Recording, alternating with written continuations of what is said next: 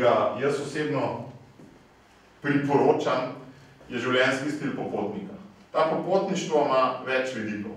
Eno je, da si ti res popotnik v pravem pomenu besede, da greš vsake 2 leti, recimo za 1 ali pa 2 meseca na eno drugo celino in tam raziskuješ in to res skoraj brez vsega.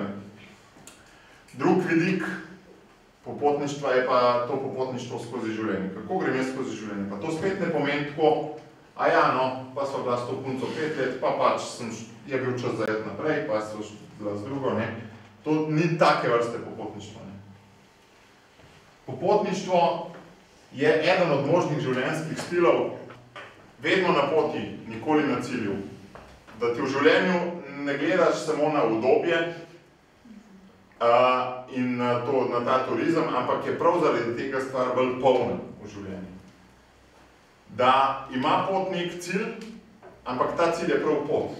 Se pravi, ti nimaš končnega cilja v življenju, tist duša, tole še nared, pa počivaj, ampak da veš, da do smrti boš skozi na poti in do smrti bo skozi safar. Neprestano tehtanje, občutljivost, kaj ja, kaj ne, pa presenečenja, ki jih je treba v življenju sprejemati.